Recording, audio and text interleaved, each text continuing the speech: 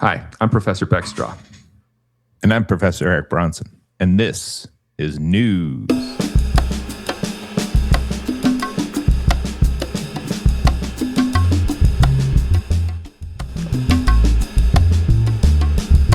It's the news, put on your new shoes, 'cause it's time to get up off your chair and hear the news without a care. Said it's the news, wash away your blues, 'cause it's the prison news.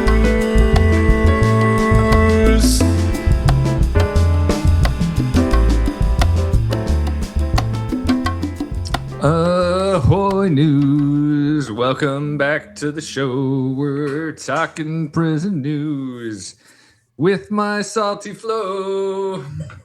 Ahoy news. I like that. That's good. That's good stuff right there.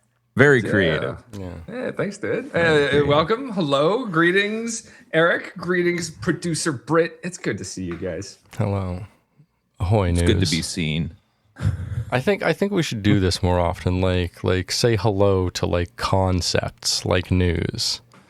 Yes. Like, Yeah. you know, we only say like hello to people and animals and, you know, things that are alive. Sometimes plants, I guess. Like we need to definitely we need to plants. start addressing concepts, you know. Concepts. Yeah. Because we can greet the sun, right? You know, say good morning, sun. Yeah. As a Greet the Sure, but- day.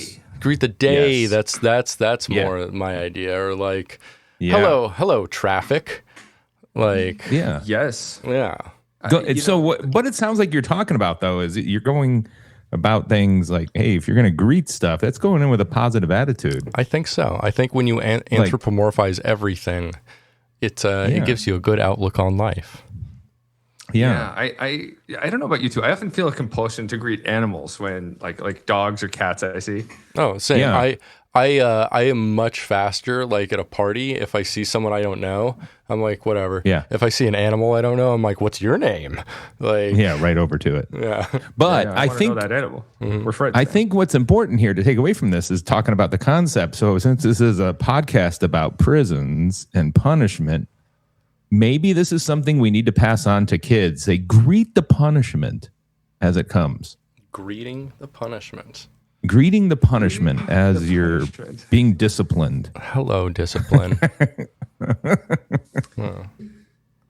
Well, I think I am okay with that idea. So in court they would say like, hello, life without parole. Nice to meet you. We're going to be spending a lot of time together.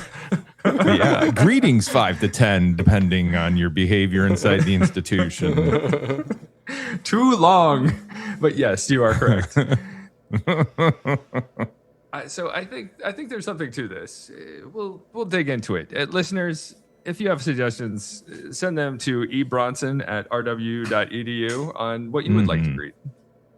Yes, absolutely. I'll be combing through those voluminous emails on what people want to greet. Like Professor Strah combs through his voluminous hair.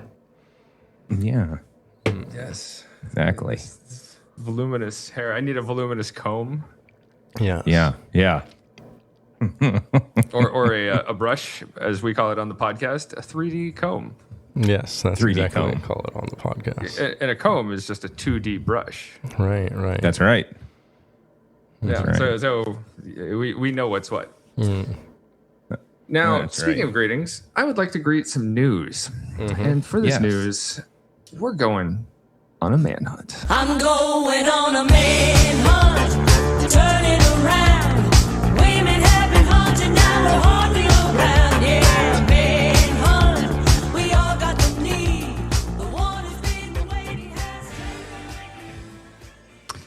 Listener, I tricked you. We're not actually going on a manhunt, but it's an update to the escape case from last year out of New Orleans. Yes. A couple weeks ago, the sheriff of New Orleans, Susan Hudson, she was hit with a 30-count indictment alleging malfeasance and payroll fraud from an outside investigation of her office that was prompted by that jailbreak of 2025. Her chief financial officer, Bianca Brown, was also indicted on 20 felony counts. And they are being indicted by Liz Murrill, who's the Louisiana State Attorney General. And Liz Murrill, her office alleges that Sheriff Hudson had a refusal to follow basic legal requirements, and there was a failure to take basic and minimal precautions that led to one of the largest jailbreaks in recent history last year. And so, and not just large jailbreaks, but manhunt. That's why this got so much attention, because not only was it a large number of inmates that broke out, but several of them stayed gone for such a long period of time. Yeah, that one guy didn't get caught for like 6 months. That last one that finally made his way back through getting caught. But she has 14 counts of malfeasance in office filed against her. Also, multiple counts of conspiracy, filing false public records, obstruction of justice. And her bond is set at $300,000 for the sheriff, and her chief financial officer bond at $200,000. And both women were ordered to surrender their passports. They can't leave the state of Louisiana. And Hudson, this is her only term. She started as sheriff in 2022, and there's been controversies all over the place. There's staffing scandals. There's allegations she overspent on some hotel rooms for some of her top lieutenants, captains during Mardi Gras. And state auditors also flagged about $260,000 in what they call suspicious overpayments to deputies for security details. And so we have some problems there. And we have the escape on May 10th, 2025. 10 people escaped the jail. And it wasn't until October of that same year, last year, that everyone was recaptured. And after the recapture, Hudson ran for re-election 3 days later and was voted out of office. And the attorney general noted that she's been in productive conversations with the new sheriff about improving day-to-day jail operations, tightening security at the facility, and putting more basic financial oversight in place to meet the standards that the state wants. And it's a developing story. We don't know what's going to happen to the sheriff or her chief financial officer, but this is, I'll say it's highly unusual. This kind of jailbreak is highly unusual in the first place, but I never would have seen this coming with the sheriff actually getting indicted for malfeasance while in office, and people alleging that she had anything to do with this jailbreak in the first place through this neglect. Right. Well, it's so interesting because, obviously there's different components here. You have the charges of malfeasance, but I would say it's hard to direct so much of the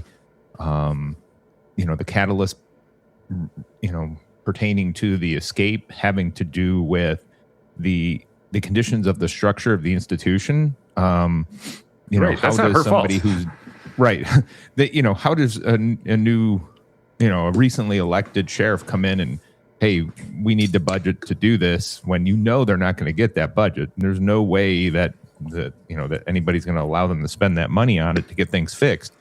And we know that was a big part of it, that this parish jail is falling apart. So, where does that come into this? And I'm sure it will, because I have a feeling the sheriff's going to be able to hire a decent attorney, and they're going to do their due diligence in terms of, investigating what the conditions of the escape were.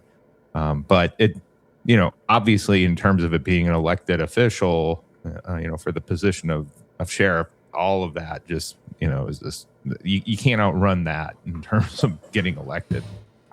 No, absolutely not. You are subject to the voters' scrutiny. And it strikes me as one of those political situations where somebody screwed up, somebody's head has to roll. And it came down to sheriff and the chief financial officer. They're being held as scapegoats in this, in part. And I guess we'll see as the court proceedings continue how much at fault they actually are. Yeah, I don't know. I always have, trouble, pinning escapes directly on the people who are the directors or the wardens of an institution. When it comes to an escape, obviously they knew about as a sheriff, about the conditions of your institution, but again, being able to do things about it. Now, if you were let's say, cutting staff to save money. Obviously the taxpayers like that, but if you're doing it at the peril of the safety and security of the institution and the people inside and outside of that, then yeah, you should be held responsible for it. Yes, absolutely agree. But at this time, we don't have enough information on exactly what she's complicit in, and so I'd rather not even speculate. Well, let facts speak for themselves, Bronson. That's what we do here. I feel like it's pretty rare that something like this happens, so I assume that they have some sort of interesting evidence and some kind of incriminating something. Because, I mean, it's very rare an elected law official is charged with anything, Right. Especially an elected sheriff. Yeah, she was one of those reform candidates too, where she's there to clean up the place, and then allegedly doing anything but cleaning up the place. And as I said, it's not just this escape; it's this alleged malfeasance with funds. Yeah, that she's improperly. How many charges did you say there were? 30 on her, and then 20 on her chief financial officer. I feel like it's rare that you get charged with 30 or more crimes and you're not guilty of at least one of them. Yeah, and unless you have a really dumb or bad like DA, and they're just throwing, they're just overcharging, hoping something sticks. Yeah, right. They're hoping at the wall to make a deal. strategy. Yeah. So that's the news out of New Orleans. Eric, what do you have to add? Well, continuing on with that New Orleans theme, as you two know, I was missing from the last recording because I just happened to be down in New Orleans. Oh, that's where you were. We were looking high and low, dude. Could not find you. Yeah. Well, we were haunted by his ghost in the form of media expert Spencer Hodge. But that's true. There was a possession. Yeah. It was thoroughly possessed. I was down with some of our students from Roger Williams University School of Justice Studies taking a class called The Wildest Show in the South, where we study the prison rodeo at the Louisiana State Penitentiary.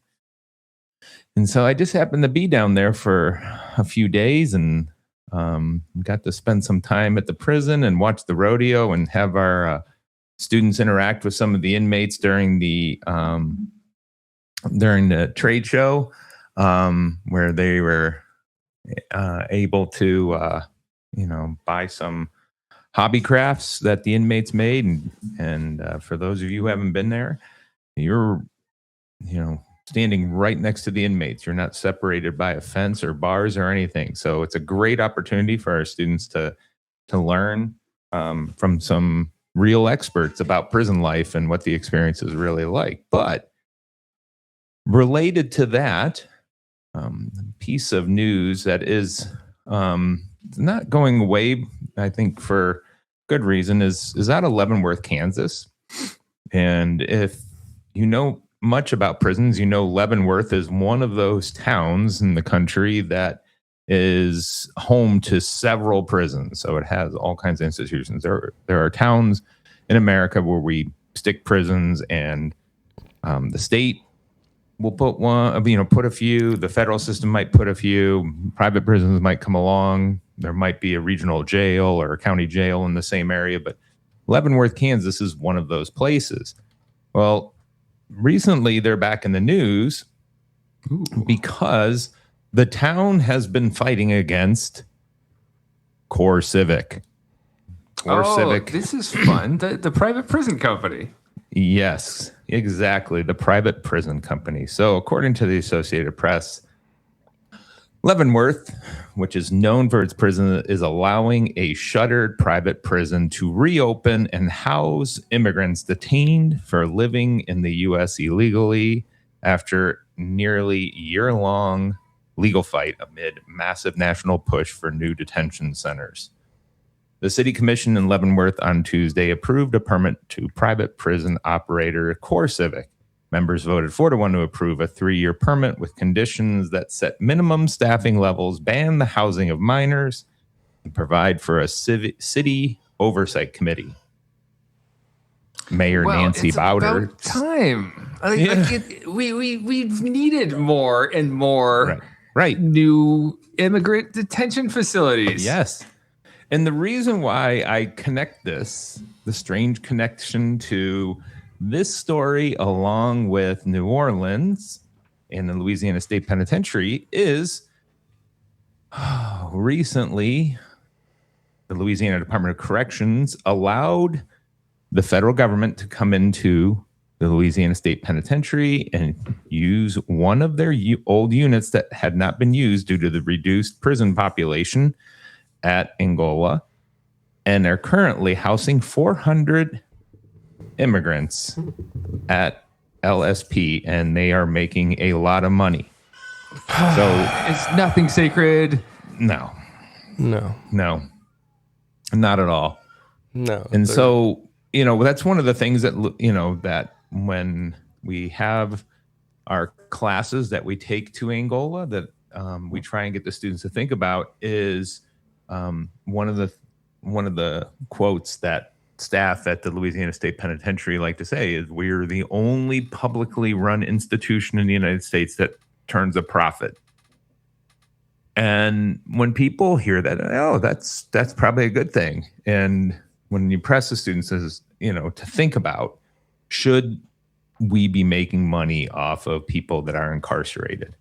And, Louisiana and the staff at the Louisiana State Penitentiary or in the Department of Corrections are extremely creative with ways for them to come up with making money. Obviously, the rodeo being probably the most creative, but allowing the Department of Justice to come in and use one of their empty cell blocks to house immigrants is, just one of those dark shadows, I think, in the United States. When later on, we're going to look back and say, oh no, this is not good. Yeah. And I think it's very clear to me in these situations like Leavenworth and Angola and any place else where we're allowing private institutions to pop up and house people, is that we are not deporting folks. We are not sending people to other places. We're housing them in these institutions, allowing these corporations that run these things to make a shit ton of money. Yeah, we are. And the other creative way that we know they make money is they institute modern day slavery, where they have inmates picking crops like on the crop line, just like you would see in like old slavery movies. And the inmates early on, many of them don't get paid, is my understanding. And then you start getting paid 2 cents an hour, which is not anything. That's nothing, literally nothing. Yeah. So by the savings that they get from selling their crops, I believe they sell their meat as well from the animals that they raise there. Right.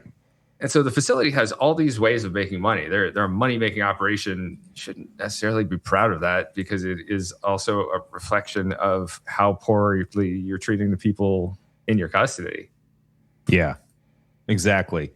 And I think not only does it reflect that, but it reflects the values of the United States. That just goes to show that we are okay with incarcerating individuals and not giving them opportunities to improve themselves. Because if you think about a state like Louisiana, where there is very little forgiveness, it's a very punitive state. And if we know that we are locking them up for life, it's, we're not focused on improving them as individuals so that they can return to society. So when we have this situation where they're making money off these individuals, paying them next to nothing to do some work, and turning a profit off of it.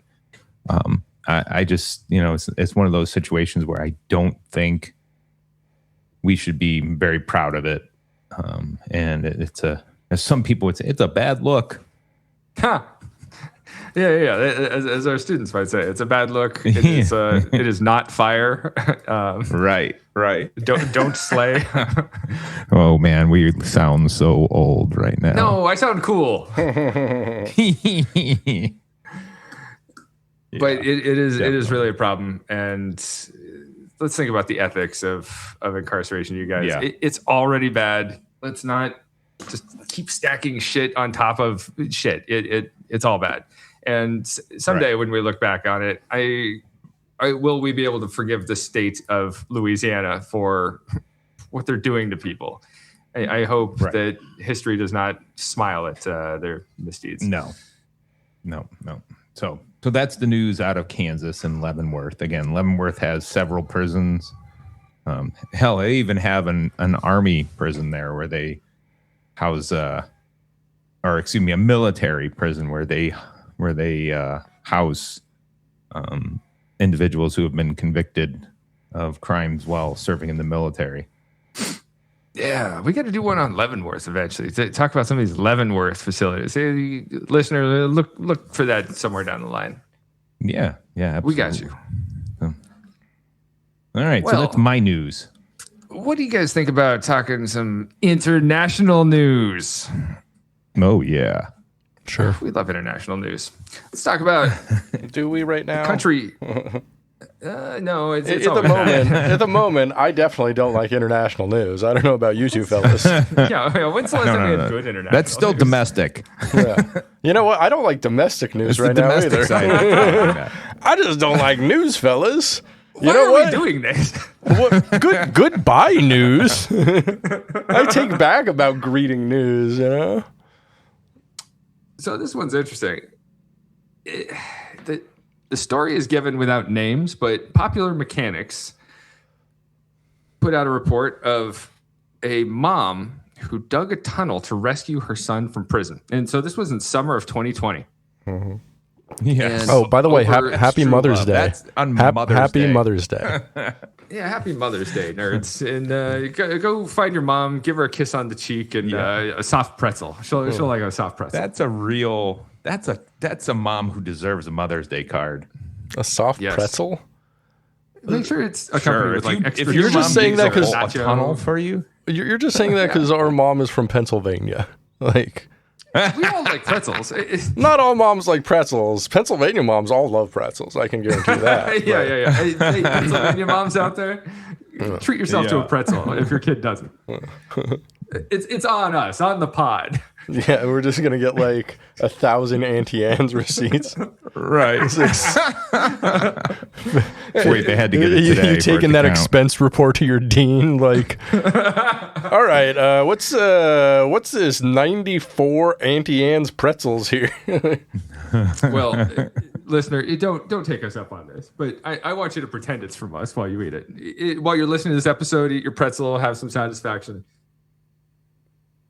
All right, so this mom, over 3 weeks, she dug a 33-foot tunnel by hand, trying to, she dug underground, trying to reach this prison where her son was incarcerated. She arrives in summer 2020 in southern Ukraine to take this tunnel toward her son's prison. Problem is, investigators found this hole, and the woman's name was never revealed. Her son, his name isn't even revealed. But we know that she was 51 years old at the time. She had traveled to Ukraine's Mykolaiv region to the settlement of Kamyansky in Zaporizhzhia Oblast. Mm-hmm. The names here aren't important. She rented a home. Oh, the Oblast region. Yeah, the Oblast. So she waits until it's dark, and then she rides a quiet electric scooter to this dig site every night. And her son is serving a life sentence at this prison near Kamyansky. Mm-hmm. And so for 3 weeks, she's digging, and she gets this tunnel. It's 10 feet deep and 33 feet long. Imagine digging this by hand. And she's digging toward the prison. You said she's riding an electric scooter? Yeah. With the shovel on her shoulder? That's commitment. Right? Would your mom do that for you, Bronson? No. There's no way. I'm pretty sure my mom would dig me out of prison. Yeah. Hey, happy Mother's Day, Mom. Yeah. Conversely, our mother would not dig me out of prison. Happy Mother's Day, Mom. but you know what? She'd be right. So she dug this by hand. She hid all the dirt in an abandoned garage because it's like, what are you going to do with that dirt? And she had a little plywood cart that she would lay on to make her way through the tunnel. And none of the reporting confirms that she dug into her son's cell, but she was digging toward this prison wall or perimeter. And this is night after night, literally tons of dirt that this woman's hauling out and putting it in this abandoned building. That's so much work. So, you know what? For this heartwarming Mother's Day tale, we salute you, Mom, who attempted a prison break. She's doing her time in another facility. She was told that when she was caught, that she's not going to see her son. She's not going to do time in the same place as him because she has to go to a women's prison. I'm sure that was very disappointing. Wouldn't that be awesome if they made her, if they made them cellmates? That would be the prison mom or something. That'd be such a good like family comedy. Well, no. Lifetime needs to do this story. Come on, this is such a heartwarming story. Mm-hmm. I mean, Lifetime needs to remake this into a holiday Christmas type movie.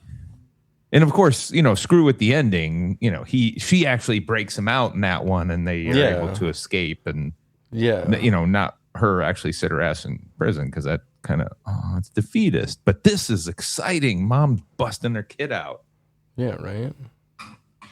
Yeah, I love to hear of a mom whose spirit triumphs over her son's incarceration. It's a real chicken soup for the soul type story. That's going to be a great show or movie. My goodness, we got to do that. Yeah, if only she didn't get caught though. Like, I know. I think the caught version. I don't know what he did. Especially after I think the caught version is like what Britt said. We'll have the comedy sitcom with the one where they're caught and in prison together. Yeah. The feel good story where she's actually able to break him out. That one needs to be the movie. Yeah. Yeah, but it's especially sad because like she put in all that work, a 10-foot deep and 30-foot long hole by hand. Yeah. 33 feet. 33-foot long hole in Ukrainian dirt, which isn't known to be, the softest, most fertile, easily diggable soil in the world. They can grow potatoes and onions there. It's like... Let me ask you this. Who plays the part of the mom in your show? I already know who I want in the movie. Oh, honestly, Catherine Milgrew.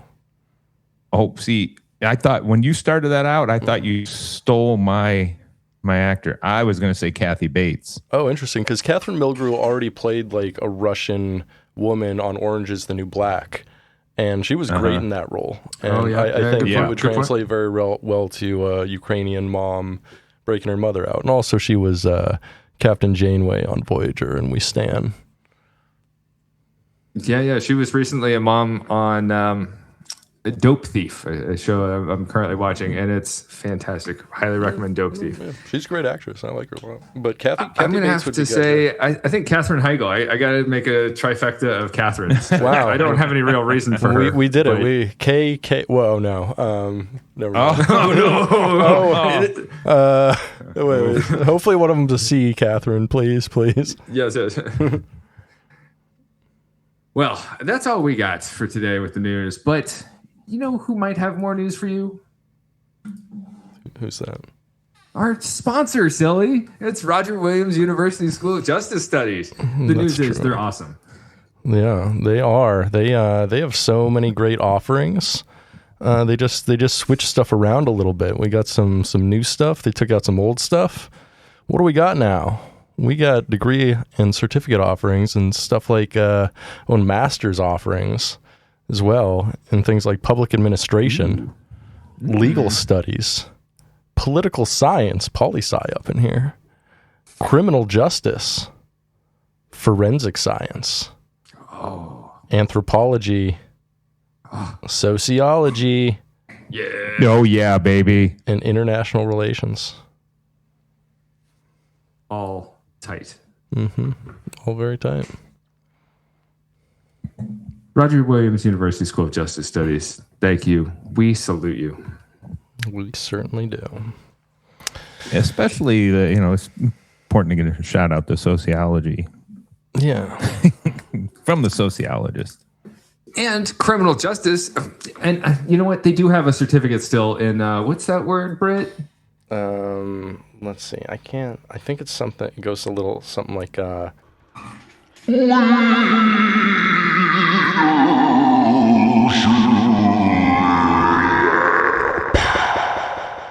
That was indecipherable. It's leadership for the listener.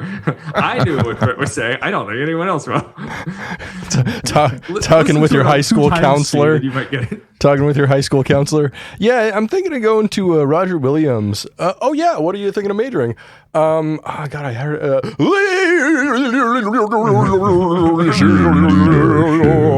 Something like that. You need to go to the school psychologist right now. Well, thank you for your leadership, and thank you, Roger Williams University School of Justice Studies. We salute you, and now we are out of here like Richard Gere. If you enjoyed this podcast, please like, rate, and subscribe wherever you get podcasts. Give it 5 stars, baby. Give it 5 stars. All right. Say Lights out. Let's do it. Out of here.